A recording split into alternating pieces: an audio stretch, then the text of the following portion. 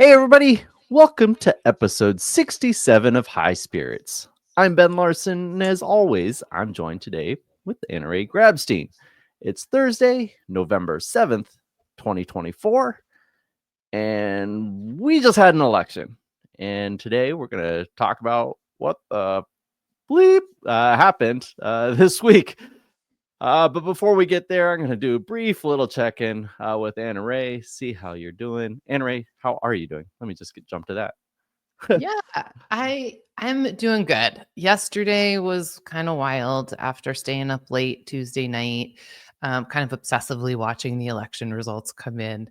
My family wanted no part in it, so I was hiding in the laundry room watching the election, where nobody else could hear me in my house.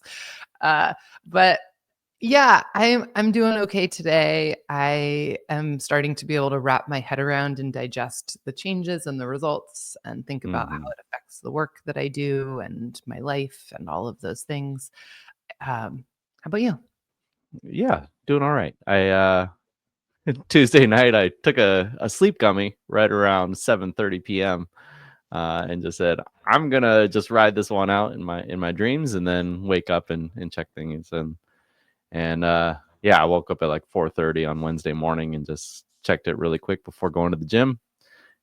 And then had a great workout afterwards, working out some frustrations. But besides all that, I think I'm kind of, most people that know me, I'm a little bit of a bleeding heart and an empathic leader, and trying to be there for my team and kind of say the right things, knowing that we have people on all sides of the fence or fences, and just trying to create the right space for people, because it could be pretty emotional depending on where you stand.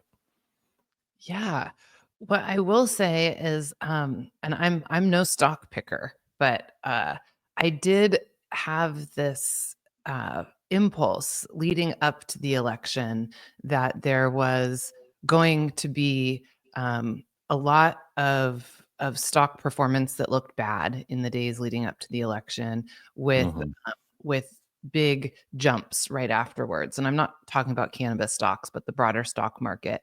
And in my mind, it was like, no matter who wins the presidency, what it does is give people confidence and insight into actually what's happening. And I think that the Right. uncertainty leading up to the election made lots of businesses and retail investors just feel insecure. And I was right. And it felt pretty good to just see the overall stock market get pretty wild in the last 36 hours I with mean, it was a record breaking post election day, I think, for the S&P. So Yeah, um, it's been really crazy. And at the same time, and we're going to be diving into this when we bring on Hirsh in a minute to talk about the election. On the back of the election, a number of cannabis stocks, specifically companies that are over-indexed in Florida, had insane drops. AYR saw 60% drop the day after the election. Truly 50%. And then even companies that have a lot broader diversification in lots of markets, like Curaleaf and Cresco and GTI, all saw reductions in their stock of somewhere between 20 and 30%. Today, there has been some recovery. You've seen a lot of those stocks come back 5, 6, 10%. But from where they were on Monday to where they are now, it's pretty shocking. I think that MSOS, the industry ETF, it went below $5 yesterday, which I hadn't seen in a very long time. It's back in the low fives today, but it was in the sevens a couple days ago. It's so funny. It's like when I think of cannabis investing, I'm always thinking with the really long lens, and that like all the volatility is expected no matter who's in charge. And then it's times like these where you realize how many people are trying to ride the waves and time it. And yeah, it's just like, just get back in. Like, it's especially now after the crash, like, get back in. We will see legalization, maybe sooner, maybe later. We'll talk about that soon when we bring on Hirsh. But yeah, I unfortunate did buy some to see that. cannabis stock yesterday. Yeah. Which ones? when it was low. Not a lot, but Not a I lot. did buy. And Okay. Okay. I just felt that it was a symbol of solidarity and a belief that these are temporary volatile reactions and not Mm-hmm. of the overall performance of the sector. So we'll see. We will see. What do we say? Should we bring on our friend? Yeah, let's do it. Super pumped to bring back Hirsh Jain, founder of Ananda Strategy, a strategy consultancy advising lots of top cannabis companies across the US, Canada, and Western Europe.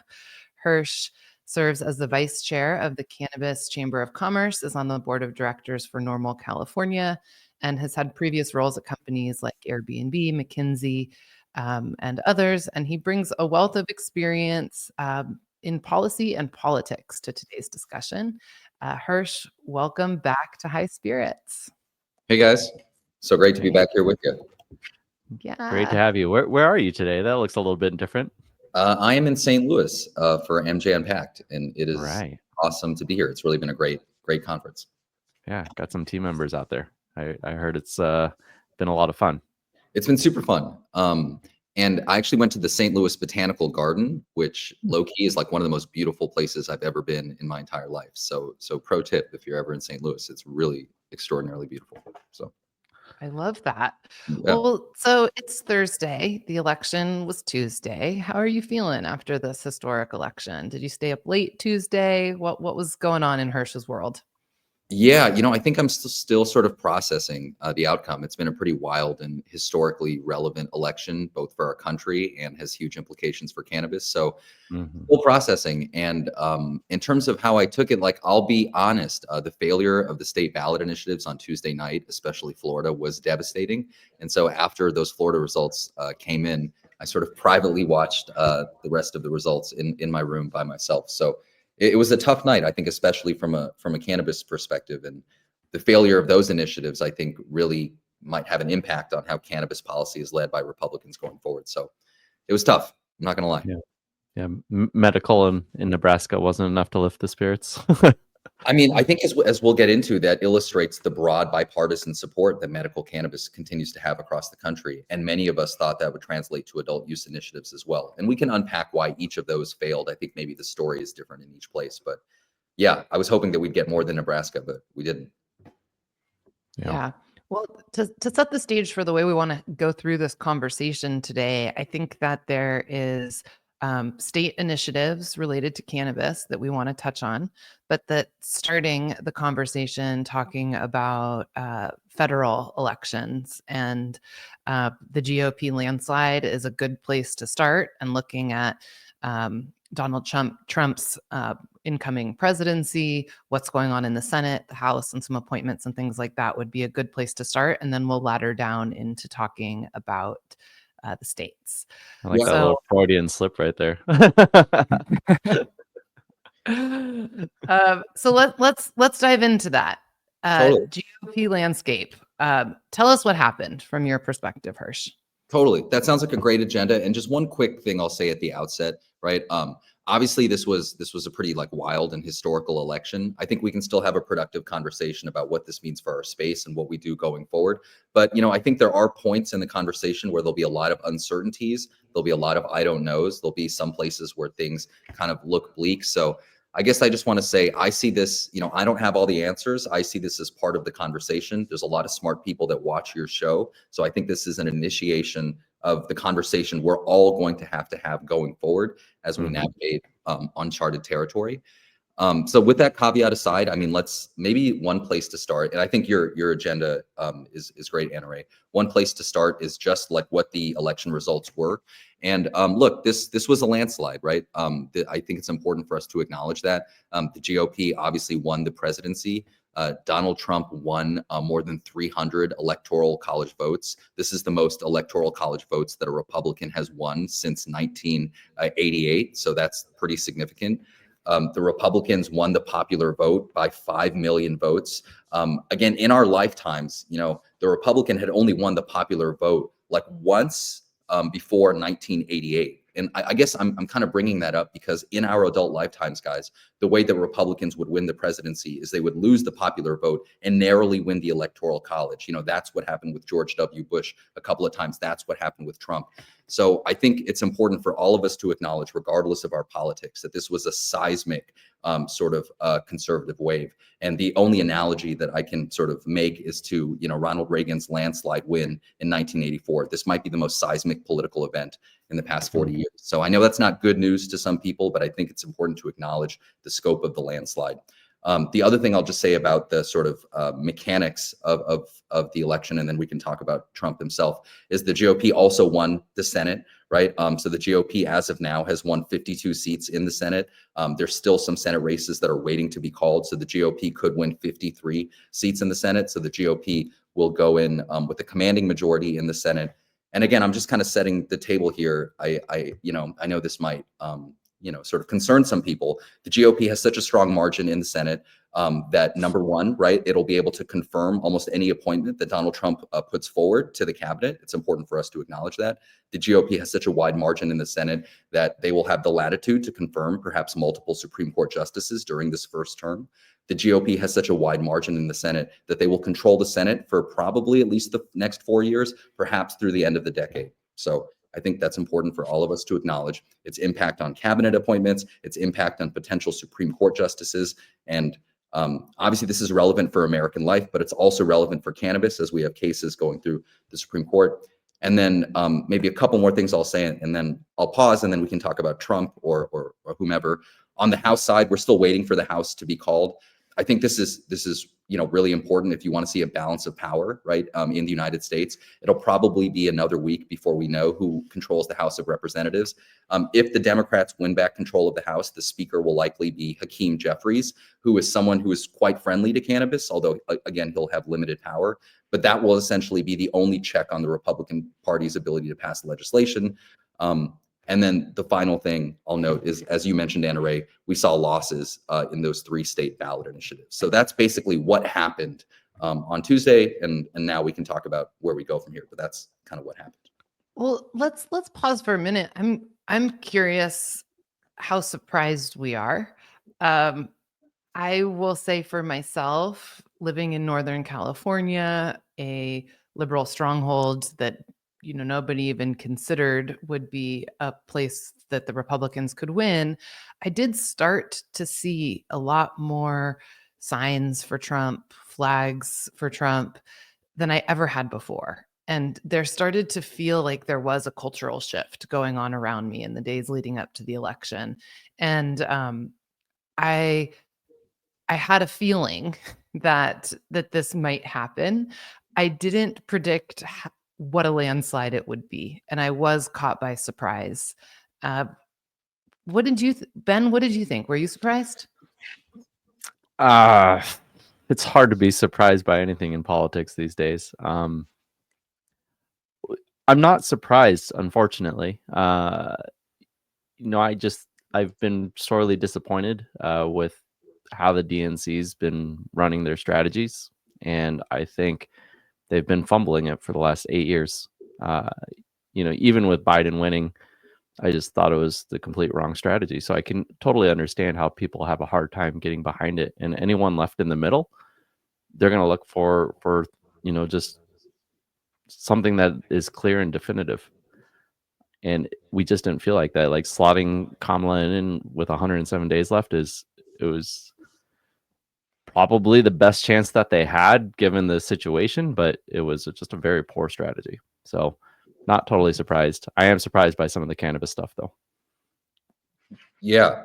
And I mean, I think, I'm glad you kind of raised this, AnnaRae. And I think there's a bunch of interesting things that you kind of invoked here, right, on whether we should be surprised. First, I think the answer is to some extent we should be, because the polling, right, for the 3rd election cycle in a row, in the presidential cycle in a row, was off dramatically, right? For the past 3 presidential cycles, now we've seen that, polling has underrepresented Trump's support. And so that's why I was surprised. And I guess I will say, like, I did a lot of soul searching after this, because as someone who likes to look at polls as an empirical way of trying to determine what outcomes are, I think we learned that there is a problem in the American information system complex, such that we are not capturing the attitudes of a lot of our fellow citizens. And so I bring this up because I think it relates to the state ballot initiatives. There were many of us that were really, myself included, maybe the most guilty one, rigorously looking at that polling number and had developed some sense of confidence about the outcomes here, particularly in Florida. But I think what we learned is that the polling sort of profession in this country is not working as it should right now, both in cannabis and outside. And I think Trump's results showed that. The second thing I'll say is, I agree with you anecdotally, right? I've seen plenty of examples, like in blue communities, of people expressing their support for Trump. And without venturing too far into politics, I think what we saw in these results is a repudiation of sort of the idea that a more diverse American electorate would inevitably lead to a Democratic majority, right? There was a line of thinking during the Obama years that demographics were destiny, that the steady sort of like development of a multicultural country would lead to the Democrats obtaining power. I think whether you agree or disagree, whether you're happy or unhappy, we saw a strong repudiation of that yesterday. And I think it's notable that, you know, Donald Trump made significant inroads with every demographic group in America, with the exception of white college-educated women. Again, that is just a really remarkable fact, whether it's Latino men, you know, Latino women, you know, all across the board. So, Do, yeah. can I ask a controversial question? Yeah. Do you think America's ready for a female president? That is a controversial question. Here's what I would say. I think bias of all forms continues to exist in American life, right? That is Yeah. undeniable, right? Gender bias continues to exist. Racial bias continues to exist. So that's all a way of saying I think a female candidate inevitably faces headwinds. That's one thing I'll say. The second thing I'll say is I do believe that those biases have reduced over time. I know there's plenty of people that point to the continued existence of injustice, and they conclude that America is like an inherently racist or sexist country. I will say I don't believe that narrative. I think, you know, prejudice and discrimination have been reduced over time. So that's the second thing I'll say. And the third thing I will say is, although bias continues to exist, I think it should concern a Democrat if that is the explanation that's invoked for this failure here, right? At the end of the day, this is a contest. This is a game. This isn't really about fairness. And I think you know, the Democratic Party does not do itself a service when it provides that as the explanation for the loss here. A different way of putting this is like a black man named Barack Hussein Obama won commanding electoral majorities like 15 years ago. And so I think you have to acknowledge those limitations, but figure out how you're going to navigate them. And that's just my take. I'm curious if your take. Yeah. Yesterday night, I spoke with Erin Gore. She's the CEO of Garden Society, multi-state cannabis company. And she said, I'm not surprised. As a woman, I have encountered so many challenges that are unique to being a woman in an executive role that I never for a second thought that America would elect a female president. Wow. And that was based on her own learned experience. And I thought that was really telling.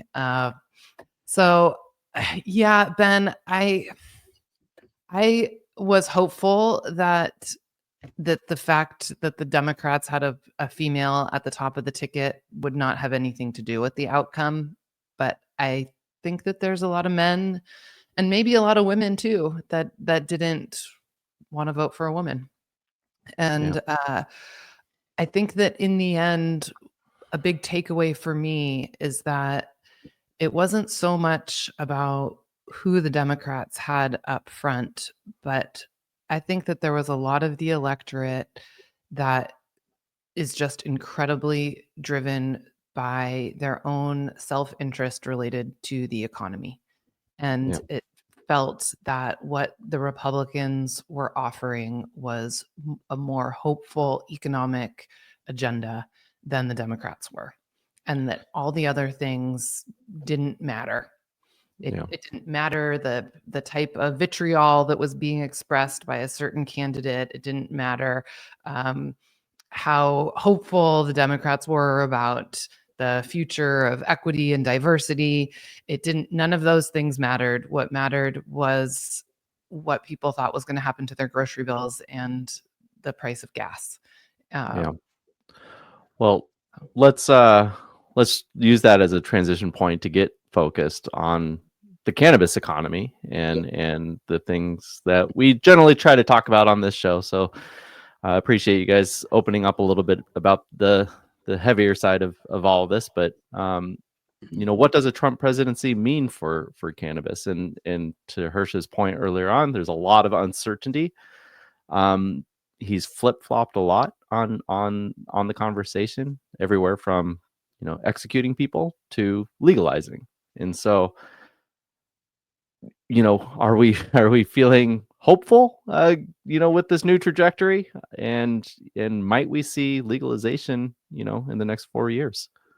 Yeah, I think if you were a Trump supporter, right, and you wanted to make the case for Trump being good on cannabis and why we shouldn't be concerned, this is the case you would make, and then we can explore the case against it. So again, if you wanted to make the case, you would say something like, look at Trump's recent support for cannabis. It's incredible, right? You would say, Trump came out in support of Amendment 3 in Florida, which is the first time that a presidential candidate has weighed in on an issue like that. You would also note not only that he's been supportive, but he's articulated that support with the precision that's kind of remarkable for someone like him, right? Like he has said he supports Amendment 3 in Florida. He has talked with nuance about the medical utility of cannabis. There are reports that a number of his cronies at Mar-a-Lago are older and find immense relief from cannabis, and that has sort of resonated with him. One of his chief advisors, Roger Stone, who he controversially pardoned, has been very vocal about his longstanding support for cannabis and has pushed Trump in that direction. Again, if you were making the case here, you would say something like, one of Trump's main allies is a guy named Joe Gruters, the guy who convinced him to support Amendment 3 in Florida, the guy who will be the future CFO of Florida. He's on board. So you can make those comments. You could also say Trump has historically, supported states' rights, and that's good for cannabis. So I think those are the comments in support. I think the counter arguments to that are sort of familiar to us by now. One person might say, Trump has been known to make contradictory comments. And I think no matter your politics, that's something you have to admit. So as you mentioned, Ben, he could flip-flop on that issue. I think another skeptic might say, yeah, well, Trump, supported Amendment 3 in Florida, but Amendment 3 in Florida failed. And we have seen in the past that when Trump endorses a candidate and that candidate fails, the stink of losing, right, really impacts Trump. And so he doesn't want to be associated with that candidate anymore, right? So that could change his sentiment. And then perhaps the last thing I'll say is a critic or a skeptic might say, Trump historically has appointed attorney generals that are hostile to cannabis, such as Jeff Sessions, and he might do so again and derail rescheduling. And we can talk about that in a second. And a skeptic might also say, well, the GOP is going to control the Senate. And so even if Trump is pro-cannabis, if we have another Mitch McConnell-like anti-cannabis Republican there, maybe we make no progress for 4 years. So I think those are the competing arguments there. Yeah. I think that that Trump has been pretty clear on his support of cannabis recently, and so I'm going to take the for those that want to see the cannabis light in Trump's recent positions. However, it's also very clear that the Senate and the House have a massive impact on the ability for any type of cannabis policy to move. Like we've seen, no matter who's in charge of which house, like we've seen safe banking move in one side and not in the other. And it's been going on and on. So I'd like to explore what's going to happen with Senate leadership and what we can anticipate from the Senate supporting the positions that Trump has espoused. Totally. Yeah. And I think, as you pointed out, I think that's really critical, right? What will the Senate look like? Who will lead it? That'll determine what is likely to happen going forward. So again, as we were just discussing, the Republicans won the Senate, right? They had 49 seats before. Now they have 52. So they just won Senate races in West Virginia. They knocked off an incumbent in Ohio. They knocked off an incumbent in Montana. And again, if you kind of look at those states, those are all red states that had a Democratic representative, but those folks are all kind of gone now. It's the reddening of the Republican Party. So they have 52 seats. They might get 53 if they can win Pennsylvania. So they have commanding control of the Senate. And then, I think your question, AnnaRae, is like, who might lead the Senate? My short answer is that there are, I think, 4 potential people that could lead the Senate. 1 would be positive and 3 would be quite negative. And we should really acknowledge that. So I think the one person that we should be rooting for to become Senate Majority Leader is a guy by the name of Steve Daines. Steve Daines is a senator that represents Montana. Montana is a small state, but Montana is actually a very robust adult use state. It was actually one of the first red states to actually opt into cannabis 4 years ago in 2020. Montana, again, it's a small state, but it's like a $330, $340 million market for a state of 1 million people. So it has some of the highest per capita cannabis sales in the country. It's, big tourism spot, so people come there. That's all a way of saying Steve Daines, who used to not really like cannabis, kind of had his come to Jesus moment once Montana had such a robust cannabis economy, and has been a big advocate for safe banking. Steve Daines, and just to get into the weeds here a little bit, he also has Trump's support to be the Senate Majority Leader, which is important. And he was the guy who was responsible for helping the Republicans win back the Senate. And because they did so well, it will be seen that he has done a good job. And so that kind of puts him in contention. So we can talk about the other 3 folks in a second who are not so good, but I think the takeaway is that's the best possible outcome for cannabis legislation, is to have Steve Daines as the Republican leader in the Senate. It's kind of crazy to also think. I'm sitting here staring at a map showing that the GOP on the House side is currently sitting at 207, which is 11 away from the 218 mark. Democrats are at 194. I mean, we could very much see an entire administration stacked in the GOP's favor. And so if I've been like, going through all the machinations of what could happen for cannabis, and I felt like a Democratic administration kind of gave us this middle of the road. We knew we were going to get cannabis across progress, kind of that, in the typical form that we've seen in the regulated states, where this kind of iterative, probably highly regulated, kind of something that lands in the middle. Where I now feel that we might enter a situation where legislation, whether good or bad, can just get, streamlined through the process, and it might be this really polarizing event where it could actually go really bad, or it could go really good, where we could see a less regulated but more open and faster legalization pathway. In particular, also thinking about kind of RFK being appointed to Health and Human Services, and where he's historically stood on psychedelics and cannabis. And so it's just really wild to think about how each one of these players starts to signal the direction that we might be going for the cannabis industry. Totally. Yeah, I'll say a few things in response to what you said, Ben. Right. So first, you're highlighting that the control of the House is still outstanding, which is right. And this is a totally critical thing, right? As you pointed out, if the Republicans win control of the House, they will essentially have unified control over all branches of government and can pass any laws that they want. And so if you were concerned about a potential national abortion ban, for example, right, if Republicans win control of the House, they will have, in theory, the ability to do so. So you're right that is super important for issues outside of cannabis. As I mentioned earlier, it will probably be another week or so before we know who wins control of the House. And interestingly, it'll probably come down to like a lot of races in purple parts of New York or purple parts of California, which shows you that even if you live in a blue state, like, you want your purple citizens to not feel terrible about the state that they live in, because it can impact national politics. So that's important as well.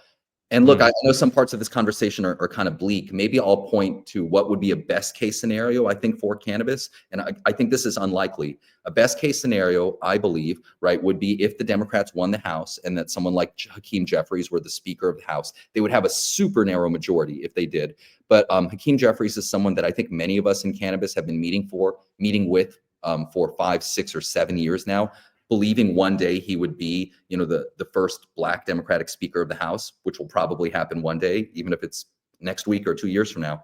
So he's a pragmatic pro-cannabis Democrat. So I think an ideal scenario would be one in which he were the Speaker of the House and Steve Daines were the Republican Senate Majority Leader, because they are both pragmatists. And so again, there is some bad news here today, which we're discussing. But if you believe Donald Trump's conversion to cannabis, as AnnaRae was mentioning before, is really sincere, if you believe that, he's sincere and it's actually a priority, the two people that I think that would allow him to enact that agenda would be, Hakeem on the Democratic side, and then Steve Daines on the Republican side.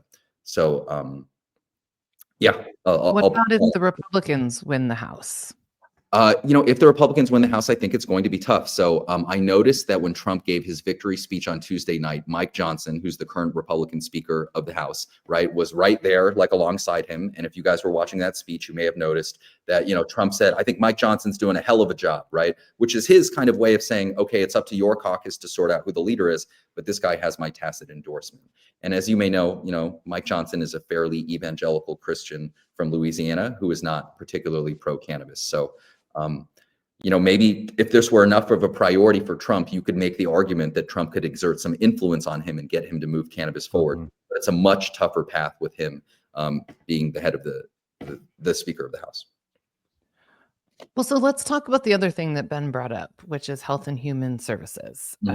About, I don't know, 6 weeks ago, we saw Robert F. Kennedy Jr. endorse Trump and withdraw his candidacy. And with that, it seemed to be a bit of a quid pro quo, that if Trump won, that RFK would be brought into the administration.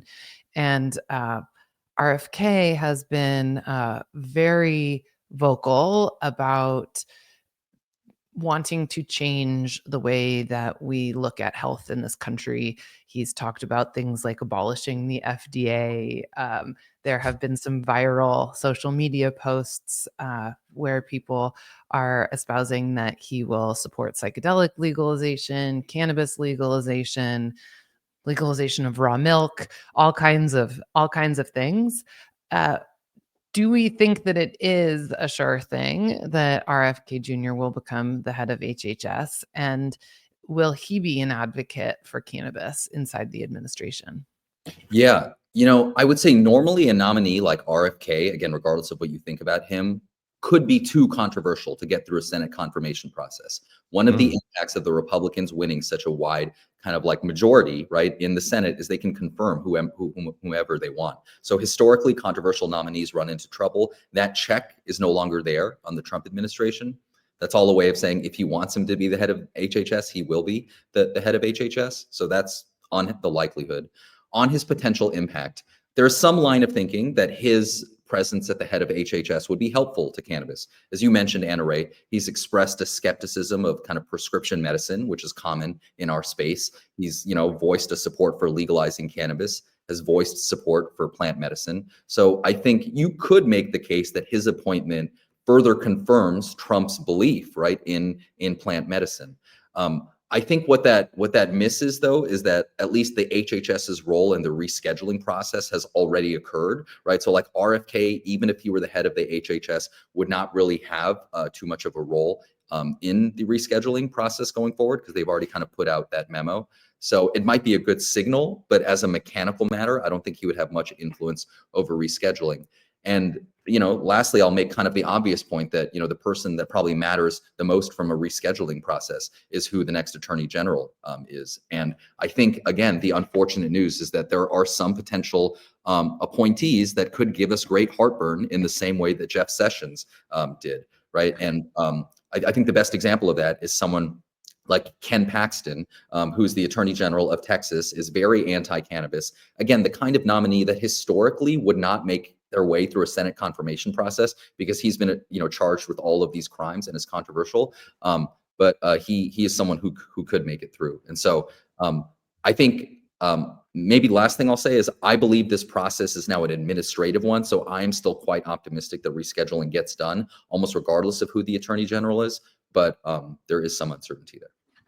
I do think it's interesting that he is quite critical of the FDA, and a lot of us in the cannabis industry are afraid of cannabis falling into the FDA's hands, and him wanting to make medicine more broadly accessible to the citizens. I think bodes well when we go a couple steps down, the legalization path. I do think it's funny that he's kind of appropriated the MAGA phrase and turned it to make America healthy again. So it's MAHA instead of MAGA. For sure. And I'll just say this entire conversation we're having, I mean, if I can be honest, this is why the 3 state ballot initiatives were so devastating, right? If those initiatives had succeeded, I think I could say with confidence to you guys, like, look, the Republican Party has like unprecedented control over the levers of state government, but we just saw these red states opt into cannabis. And so we will not see an attorney general derail that progress. We will see the Senate majority leader respect that. Unfortunately, we did not see that. And so that's, I think those are the reverberations of those failed ballot initiatives and how it impacts the calculus of who the next attorney general is and who the next Senate majority leader is. That's the bad So news. let's dive into them then. So despite strong support for cannabis, there were 3 major state level ballot losses, Florida and then both Dakotas. In Florida, the recreational cannabis measure failed to meet the 60% threshold, but it still received a majority of the votes, landing at least 55%. And I think we should start with Florida. What we saw in Florida was a massive capital investment to pass Amendment 3. There was $149 million spent on the campaign, of which over 140 million of it was funded by Trulieve. And Trulieve reportedly sat down with Donald Trump, was able to get support for Amendment 3. I think that probably all 3 of us thought Amendment 3 was going to pass. And we're hopeful as cannabis industry stakeholders about the opportunity that Florida was going to present from a business perspective. However, there was a lot of complex like environments at play here, because I was going to say, I don't know how global the we is, because I know a lot of people that were kind of like anti Trulieve in this. And that was hemp, right? There was a lot Yeah. of anti Amendment 3 folks on the hemp side. The hemp industry came out and supported DeSantis, and then DeSantis came out against Amendment 3. Like, what happened here? Why were we so wrong? Totally. I think it's really important to, to answer that question that you asked, AnnaRae, like what happened here? What can we learn from this? I just want to say that it was really bewildering to me that all 3 of these cannabis initiatives failed. If we just zoom out a little bit, cannabis initiatives historically have been very successful in presidential elections. They've had a mixed record in off-cycle elections, but if you think about 2012, 2016, 2020, that has always been a giant leap forward for cannabis initiatives. And that supported the idea that presidential elections bring out the whole electorate and that the American people broadly are supportive of cannabis and that it'll succeed in presidential elections. And, cannabis initiatives had been 15 wins and 1 loss in presidential elections. The only loss was a very narrow loss, and that was Arizona in 2016. So it is pretty shocking that we lost 3 different initiatives, not only during a presidential year, but during a year when both presidential candidates had voiced support for cannabis.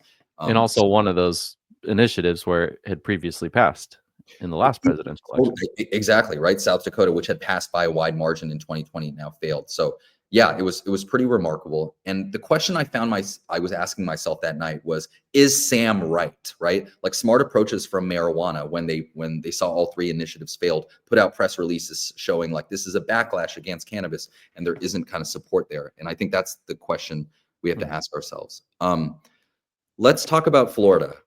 So Florida did not pass. I think there's a few comments I'll make here. One, we found that the polling was wildly off in Florida, right? And it was the same thing that we were talking about earlier in the show. I think that's why this came as such a great surprise to many of us. Like much of the polling had this passing in the mid 60s. And I think what we learned is the same polling that was inaccurate when it came to our presidential election was inaccurate here. But that's challenging. I mean, these were some of the most respected pollsters in the United States talking about how this was winning with a very healthy margin. So I think that kind of came as a surprise.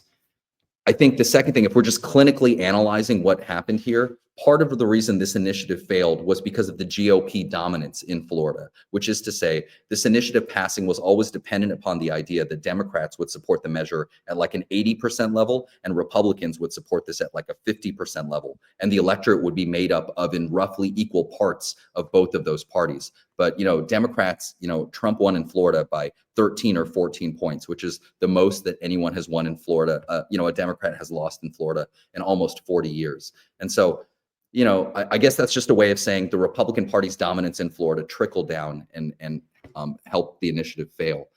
On the initiative itself, I think what we learned is that some of the opposition attacks in Florida worked. And there was like sort of allegations that this initiative was monopolistic and that it did not allow a home grow. There was a lot of criticism of this initiative from within the hemp community. And so if we want to get into those criticisms, we can. But I think what we saw is that legalization can still, support for legalization can decline if it's perceived that that legalization bill is not structured in a way that most stakeholders find is appropriate. So there's more I could say, but maybe I'll just kind of pause there. Yeah, well, I know Kim Rivers was often pointing to the single topic, voting requirement, and we just saw Nebraska pass medical, and there was 2 initiatives that passed at the same time there, and they have a similar requirement. So, it's easy to play Monday morning quarterback, right? But next time around, maybe it has to be 2 or 3 initiatives to kind of address what the opposition was saying in Florida. Totally. I'm of two minds about this, right? Obviously, this initiative was attacked for many reasons. And initially, when I saw folks in cannabis saying they wanted to vote against legalization, there was a little bit of frustration there, right? And my sort of thinking was like, hey guys, actually the way to think about this is that the Florida Republican Party, in Florida, the Republicans have a supermajority and they will never legalize cannabis. And the only way to legalize it is via ballot initiative. And because of the way that Florida laws work, ballot initiatives have to touch on a single subject. And there was an effort to include home grow a couple years ago, and it didn't succeed. And look, I know you may not like TruLeaf, but the way this is going to work is in this very narrow fashion. We're going to have our unique opportunity to legalize cannabis. And then the Republican Party has so much power afterwards that they will structure what the market looks like. So that for the past 6 to 8 months is what I've been telling people, trying to, in my sort of mind, communicate to them that like, no, you should actually support this. What I learned is that like that just went over people's head, and quite frankly, they don't care, right? I'm here at MJ Unpacked, as I was telling you, and yesterday talking to a bunch of folks, there were folks that were happy that Florida did not succeed. And I bring this all up to say cannabis folks and not hemp folks. Cannabis folks, yeah, correct, right? Believing it was monopolistic. I guess I'm narrating all this to say, throughout the past 6 to 8 months, I had this idea that if we could just explain this enough to people, if we could say like, look, dude, Florida has a really anti-democratic governing structure. So you're never going to legalize weed in Florida unless we do it in this very narrow way. And I promise you that will lead to a broadening of the market.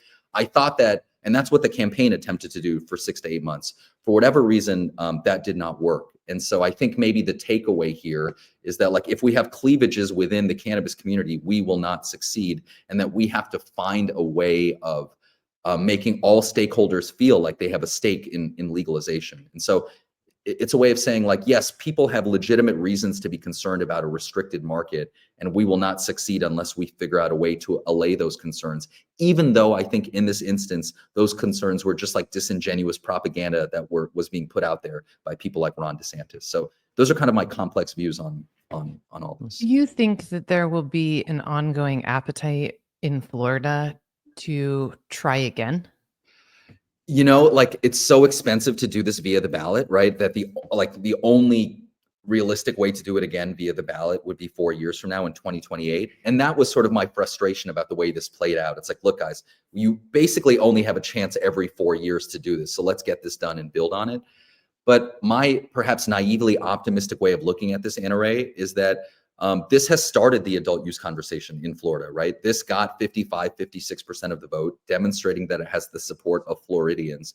And the Republican Party, when they were attacking this initiative, they were not attacking cannabis, they were attacking the structure of the initiative and suggesting that it was monopolistic and that it would, be enshrined in the Constitution and that you couldn't grow your own, which implied that you should have the right to grow your own cannabis.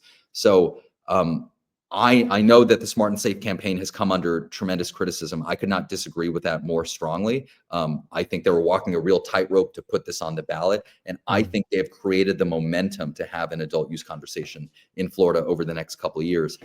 The problem is the Republican Party dominates Florida, so it'll still be something of a challenge. Well, and DeSantis still has a very significant voice there, and he seems to be on the hemp side of the equation. Yeah.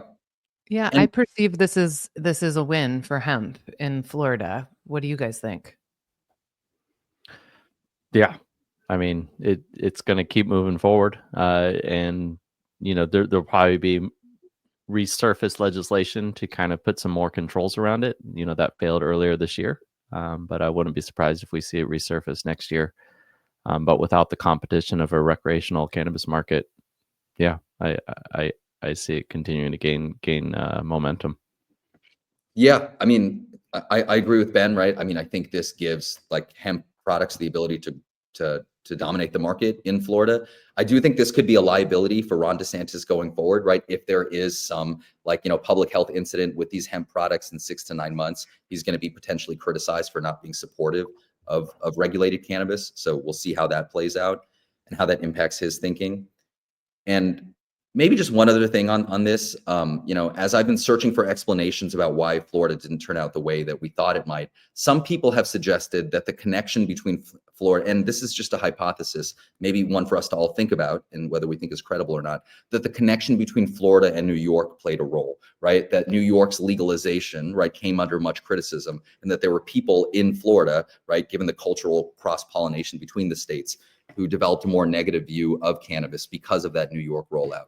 Now, how credible that is, I don't know. But I think it's a reminder that if these rollouts do not take place in a way that generates public support, it risks future legalization efforts. I think it is unfortunate that the measure needed 60%, because the fact that is that they did win a large majority. And I want the Republicans in Washington to remember that when they think about Florida and they think about the electorate there, is not that legalization lost, but that it had the majority of the voters behind it. We brought up hemp, and I do want to talk about the Dakotas, but I think it's important to talk about the Farm Bill. And I think Florida is an interesting segue to the Farm Bill, because we may see that this loss of Amendment 3 in Florida is a win for hemp in Florida, but what the hemp industry needs is the Farm Bill to enshrine the ability of hemp to be in market in some way, shape, or form. And we are going to need the House and the Senate to move the Farm Bill forward in some way. Do we have any ideas here? This is a confusing kind of gray space at this time to understand who on the Republican side is going to be an advocate for the hemp industry and the Farm Bill.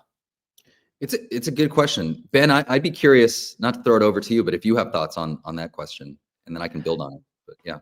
Well, yeah. I mean, I look at the momentum that hemp is building in a lot of these red states. I just got back from Texas, where walking through a Total Wine, you have 3 full bays full of THC infused beverages, and it feels incredibly normalized. And big retailers in Texas, Specs and Total Wine, they're very much in favor of these products. And I think I generally know how the Republican Party works. And so one thing I feel more confident in is that the Miller Amendment's going nowhere.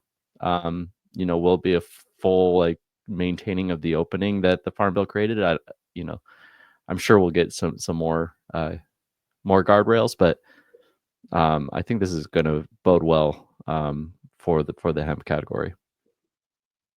Yeah, I mean, I don't really have any genius answers here. I would say One thing I've been thinking about is if the way we read these adult use ballot initiatives is that there continues to be lingering stigma against cannabis, especially in red or deep red America, if that's a conclusion of these ballot initiatives, can a category like hemp beverages be a way of destigmatizing cannabis further, right? So that's one thing. And I think we've always thought that, right? We've always had the hypothesis that these beverages, by virtue of their form factor, right, and not being combustible, would generate support. But like if we were naive and thinking that we were on a linear path towards cannabis normalization, if there continues to be lingering stigma in red America, do we need to think about other ways to change the image of what cannabis is? So perhaps that's the opportunity in hemp and in hemp beverages in particular.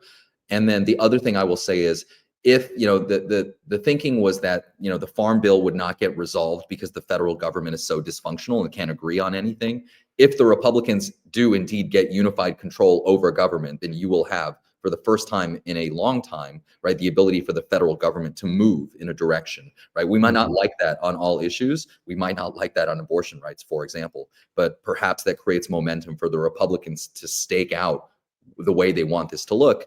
And then, as we all know, given the robust nature of hemp industries in many Republican states, perhaps that bodes well for hemp as a category. Yeah. Yeah. Focusing purely on cannabis and cannabinoids and getting them into people's hands. I'm like, there is just nothing more normalizing than this, right? And it doesn't say hemp, it says THC infused. And so when you see this in your grocery stores, like, this is kind of the tip of the spear that normalizes cannabis writ large. Most people don't like that that's how we get there. But I do think it is the pathway. Yeah, I think that's the optimistic way of looking at this, right? If unified Republican control, and this is all speculative, of course, right? But if unified Republican control and GOP dominance means the persistence of the hemp category, right, across this country, does that not start a conversation about how nonsensical this artificial distinction between hemp and cannabis is, right? And I think, again, even critics of the hemp industry have to acknowledge that in places like Texas, the proliferation of the hemp category is a visible illustration of like how prohibition doesn't make sense. So is that the back door? There's a lot of steps between here and there, but I think it's plausible. Yeah. Also, I'm curious of a little bit of future casting here.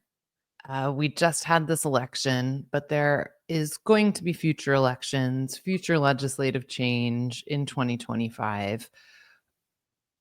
Do any of us have ideas of what states are going to be likely to make significant moves? We've been talking about Pennsylvania. Is that going to actually happen? What are some other states that are on the roadmap for significant cannabis policy change in 25? I think here's what a good 2025 would look like. Like, I'm not going to lie, at least for me, like this election on the state ballot initiatives was a gut punch about the progress I thought we were going to make. But then the question is like, okay, where might we realistically make progress and like gain the momentum we need over the next 12 to 18 months? So here's what I think a best case but plausible scenario is. One, right, we start to see adult use rollouts. I mean, in places like Minnesota and Delaware that have been long delayed. I think Minnesota is the biggest one. You guys have covered Minnesota extensively. So I think in a best case scenario, Minnesota would finally roll out, would become the program that we believe is possible, right? We'll have those 600, 700 dispensaries. They all won't open next year, but they'll start to, and, will exist alongside a robust beverage category, right? And we'll, bring in people from North Dakota and South Dakota who just rejected initiatives. So I think that's a best case scenario, but a plausible one. Minnesota starts growing and a little bit of Delaware too. I think another best case scenario is that we start to see a lot of these, remaining states opt into medical. And I think we start to see, we just got 39 medical states with Nebraska recently. We get into the 40s maybe, and thereby, even with a hostile attorney general, like create support for Schedule 3, right, through medical initiatives. And here I'm thinking about, a state like Indiana. What's interesting about Indiana is that maybe it can show us that, in fact, the GOP does support cannabis. And I mention this because Indiana, now that Ohio has gone online, is surrounded on all sides. Like, every person in Indiana can drive like an hour and a half to Michigan or Illinois or Ohio to buy cannabis. and their new Republican government there has expressed support for passing a medical program. So maybe Indiana can be number 40, right, and get us to 80% of states. And then again, in a best case scenario next year, you would see some of these red or purple states that have held out for a while, like a Wisconsin, right, because of the GOP legislature. Or if you guys have been following the Carolinas, that every year like flirt with medical but fail at the end. I think a best case scenario is over the next 12 to 18 months, we get from like 39 to like 43, 44. I think that provides the kind of conceptual and ideological support for rescheduling. And then again, in a best case scenario, and this one's going to be hard, right, is Pennsylvania. So we've long, been optimistic about Pennsylvania. I'll admit that I thought, both Ohio going adult use and what I thought, these red states might do in November would make everyone in Pennsylvania put down their personal differences, right? The very progressive, like, Democrats and rural Republicans. So, Pennsylvania will remain a challenge just because it's as divided as America is. You have very rural, like white Republicans and very urban, minority communities.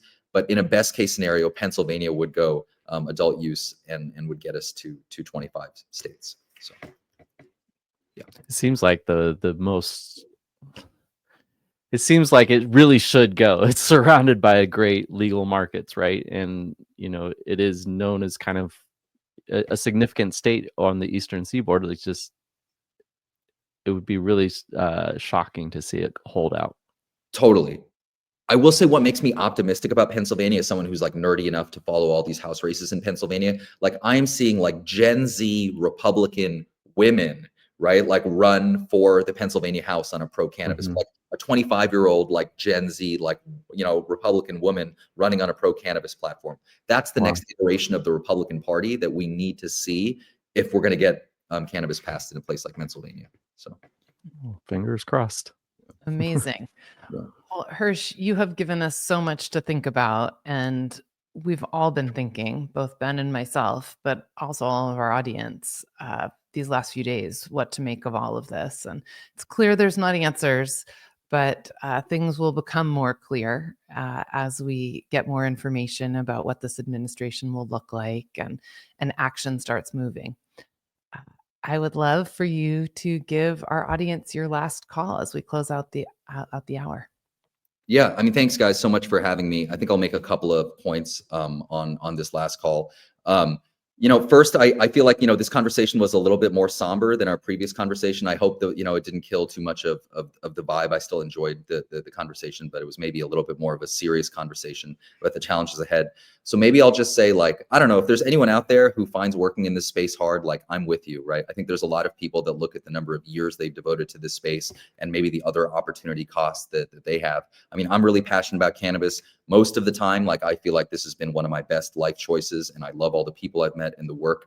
But the past few days have been hard for me. So I don't know. I'm just kind of putting that out there. If there's anyone else out there like that, I feel you. You're just probably not alone. And the second thing I'll say is I think what we saw in Florida, right, as we were talking about earlier, is that when there are internal divisions in cannabis, then we end up not succeeding. And so I think we have to do a better job of talking to one another. And a lot of cannabis discourse just consists of shouting at each other online. I think that reflects a lot of the discourse that surrounded the election. But now the election has happened, even on an issue that divided the cannabis community. So now that we're kind of behind the 8 ball from a governmental perspective, I don't think we're going to succeed unless we learn to overlook kind of superficial differences, right? The cannabis community needs activists, it needs operators, it needs ancillary providers. And I hope we can all remember that we have a common stake in the progression of plant medicine, because we've devoted so much of our lives to this, right? And so hopefully we want to make that investment worth it, and we should learn how to work together as best we can. So amazing. Thanks so much, Hirsh. I really appreciate you taking the time, and yeah, it was a little bit more serious than normal, but it was certainly due, and I appreciate you, especially taking the time out of your travels to brief us on everything that has happened over the last couple of days. So we'll touch base soon and see what's happening, and hopefully we'll get our spirits lifted by some of the activities in the coming months here. Totally. I hope to see you guys and maybe other people at Ben and AnnaRae Anaheim next week, and we can lift our spirits maybe a little bit. Very good. We'll see you then. All right, AnnaRae. Well, do you feel like you got to exercise some of those anxious thoughts that have been swirling around in your head? Yeah. I just want to see the path through it. I said to you yesterday, like a lot of what I try to do in my work is take in all the information and the data and then figure out what I think might be a path through it all. And it's not super clear right now when you're thinking about business, how to predict the future and what the right path is through the uncertainty. And I think that we all just need to keep taking it all in and having these types of conversations to make sense of how to make good choices. Yeah. Yeah. What do you think, folks? Did we miss anything? Did we get anything wrong? What's your take on the election and our prospects for cannabis in the future? Thank you for joining us and listening and interacting and engaging, liking, subscribing, doing all the things. Huge thank you to our teams at Wolf Bertosa and Wolf Meyer. Thank you so much for supporting us as we've gone through this journey this year. This past week has felt a lot of gravity, but we got more to come. This journey does not end, as you know. So until next time, folks, stay curious, stay informed, and keep your spirits high. That's the show.